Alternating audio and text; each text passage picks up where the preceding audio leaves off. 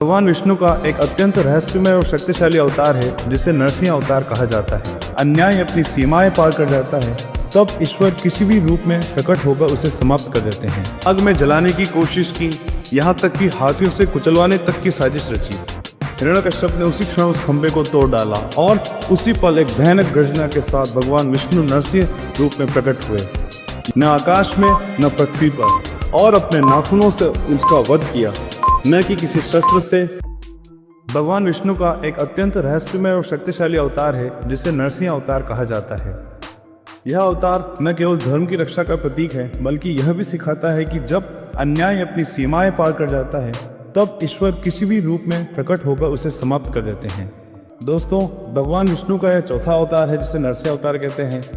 इसके जो पूर्व 3 अवतार हैं, कूर्म अवतार, मत्स्य अवतार, वराह अवतार, इन तीनों अवतार से संबंधित जो कथाएं हैं उन कथाओं का वीडियो पहले ही पब्लिश हो चुका है इस चैनल पर। अगर आप उसे देखना चाहते हैं तो चैनल पर जाइए, नहीं तो दशावतार नाम की जो प्लेलिस्ट है उसका लिंक मैं इस वीडियो के डिस्क्रिप्शन दे दूंगा, वहां पर आप जाकर तीनों अवतार के बारे में आप जान सकते हैं। और हाँ, अगर इस वीडियो में नरसिंह अवतार की कथा अगर आपको अच्छी लगे तो इस वीडियो को लाइक अवश्य करिएगा और कमेंट अवश्य करिएगा कि यह वीडियो आपको कैसा लगा। तो बिना समय गंवाए उसको शुरू करते हैं, देखते हैं कि इस अवतार में भगवान विष्णु ने हमें क्या जीवन की सीख दी और यह अवतार क्या बताता है। बहुत समय पहले की बात है, हिरण्यकश्यप नाम का एक अत्याचारी असुर राजा हुआ करता था। वह इतना शक्तिशाली हो गया था कि उसे स्वर्ग और पृथ्वी पर अपना आतंक फैला दिया था। देवता उससे भयभीत थे और साधारण मनुष्य उसके नाम से कांपते थे। हिरण्यकश्यप ने ब्रह्मा जी की कठिन तपस्या की और उनसे वह प्राप्त किया कि वह न किसी मनुष्य से मरेगा, न किसी पशु से, न दिन में न रात में, न घर के अंदर न बाहर, न किसी शस्त्र से, न अस्त्र से, न आकाश में न पृथ्वी पर। यानी उसने मृत्यु के सभी संभावित रास्तों को बंद करवा दिया।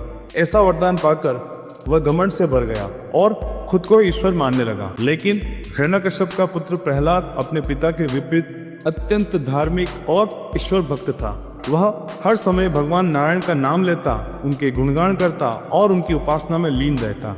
यह बात हिरण्यकश्यप को बिल्कुल सहन नहीं होती थी।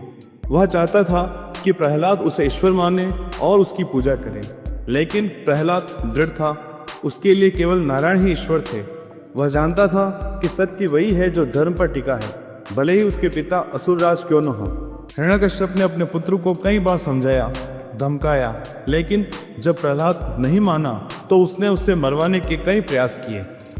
प्रहलाद को ऊंची पहाड़ी से फेंकवाया, उसे विष पिलाया गया, आग में जलाने की कोशिश की, यहाँ तक कि हाथियों से कुचलवाने तक की साजिश रची। लेकिन हर बार भगवान विष्णु ने प्रहलाद की रक्षा की, क्योंकि जहाँ भक्ति सच्ची हो वहाँ स्वयं भगवान उसकी रक्षा करते हैं। अंततः हिरण्यकश्यप ने एक दिन प्रहलाद से क्रोधित होकर पूछा कि अगर तुम्हारा भगवान हर जगह है तो क्या वह इस खंबे में भी है जहाँ पर वह राज सिंहासन था? प्रहलाद ने निडर होकर उत्तर दिया, हाँ, मेरे भगवान इस खंबे में भी है। आप उसे पुकारेंगे तो वो जरूर प्रकट होंगे। हिरण्यकश्यप ने उसी क्षण उस खंबे को तोड़ डाला और उसी पल एक भयानक गर्जना के साथ भगवान विष्णु नरसिंह रूप में प्रकट हुए। यह रूप न मनुष्य का था न पशु का। वह आधे नर और आधे सिंह के रूप में अवतरित हुए और इस रूप की विशेषता यह थी कि हिरण्यकश्यप के वरदान की सभी शर्तों को यह रूप तोड़ता था। भगवान नरसिंह ने हिरण्यकश्यप को संध्या के समय न घर के बाहर न घर के अंदर बल्कि एक द्वार की चौखट पर अपने घुटनों पर उठाकर रखा, न आकाश में न पृथ्वी पर, और अपने नाखूनों से उसका वध किया, न कि किसी शस्त्र से न अस्त्र से। इस तरह धर्म की रक्षा हुई और अत्याचार का अंत हुआ। दोस्तों, यह कथा केवल धार्मिक कहानी नहीं है बल्कि यह हमारे जीवन का प्रतीक है। हिरण्यकश्यप केवल एक असुर नहीं था, वह अहंकार का प्रतीक था।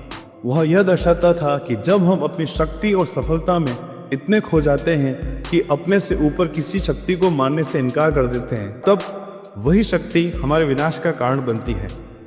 आज के समय में बहुत से लोग ऐसे हैं जो केवल अपने अहम में जीते हैं। उन्हें लगता है कि धन, पद और नाम ही सब कुछ है। वे दूसरों को तुच्छ समझते हैं, लेकिन जब जीवन में संकट आता है तब यही लोग सबसे पहले टूट जाते हैं, क्योंकि उन्होंने कभी सत्य और श्रद्धा को समझा ही नहीं था। वही प्रहलाद की भक्ति हमें यह सिखाती है कि सत्य के मार्ग पर चलना कठिन हो सकता है, लेकिन अंततः जीत उसी की होती है जीवन में कई बार हमें अपने सबसे करीब लोगों से भी विरोध का सामना करना पड़ता है, जैसे प्रहलाद को अपने पिता से। लेकिन अगर हमें श्रद्धा अडिग हो तो कोई भी ताकत हमें डिगा नहीं सकती। प्रहलाद ने कभी भगवान से चमत्कार की मांग नहीं की थी। उसने केवल उनका नाम लिया, उन्हें स्मरण किया और भगवान ने उसकी रक्षा की। नरसिंह अवतार हमें यह भी सिखाता है कि ईश्वर का रूप सीमाओं में बंधा नहीं होता।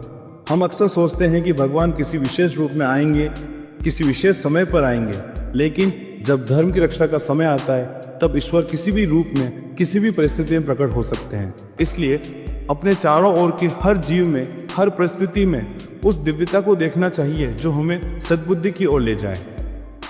आज के जीवन में जहां अन्याय और अत्याचार तरह तरह के रूप में हमारे सामने आते हैं, चाहे वह किसी का भी शोषण हो, किसी का अपमान हो या किसी की स्वतंत्रता को कुचलने का प्रयास हो, ऐसे समय में नरसिंह अवतार हमें प्रेरणा देता है कि हमें डरना नहीं चाहिए।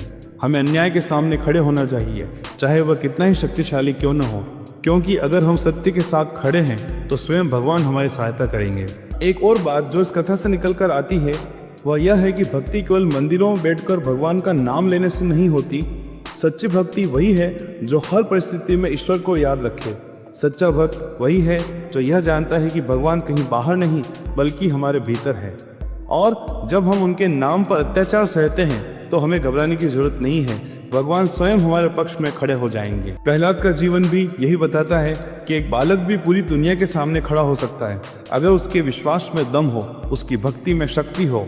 उम्र, जाति या स्थिति इस बात का पैमाना नहीं बन सकती कि कौन ईश्वर का प्रिय है। हर वो हृदय जिसमें श्रद्धा है, जहाँ अहंकार नहीं, वहाँ भगवान अवश्य वास करते हैं। नरसिंह अवतार की यह कथा यह भी बताती है कि समय से पहले और भाग्य से अधिक किसी को कुछ नहीं मिलता। हिरण्यकश्यप ने ब्रह्मा जी से अमरता के लिए अनेक शर्तों वाला वरदान मांगा, लेकिन उस वरदान में भी भगवान ने धर्म की रक्षा का रास्ता खोज लिया। इसलिए अगर आप जीवन में सुरक्षा चाहते हैं तो सिर्फ वरदान नहीं, वरदान देने वाले में विश्वास कीजिए, जो कभी भी आपके लिए उचित समय और रूप में प्रकट हो सकता है। आज के दौर में जहां मानसिक तनाव बढ़ रहा है, आत्मविश्वास डगमगाता है और लोग छोटी छोटी बातों से टूट जाते हैं, वहां यह कथा एक मजबूत आधार देती है। यह बताती है कि चाहे दुनिया आपके खिलाफ क्यों न हो, अगर आपका हृदय पवित्र है, आपका विश्वास सच्चा है और आप धर्म के साथ हैं, तो आप हर तूफान को पार कर सकते हैं। प्रहलाद ने कभी अपने पिता से नफरत नहीं की, उसने कभी उनके खिलाफ कोई षड्यंत्र नहीं रचा, बल्कि वह केवल भगवान का स्मरण करता रहा। यही हमें सिखाता है कि जीवन में हमें दूसरों को बदलने की कोशिश नहीं करनी चाहिए, बल्कि खुद को इतना स्थिर और सच्चा बना लेना चाहिए कि बाकी दुनिया अपने आप बदल जाए। दोस्तों, नरसिंह अवतार केवल एक चमत्कारी घटना नहीं है, वह जीवन की गहराई से जुड़ा संदेश है। यह संदेश साहस का, श्रद्धा का, सत्य की जीत का और अहंकार के विनाश का है।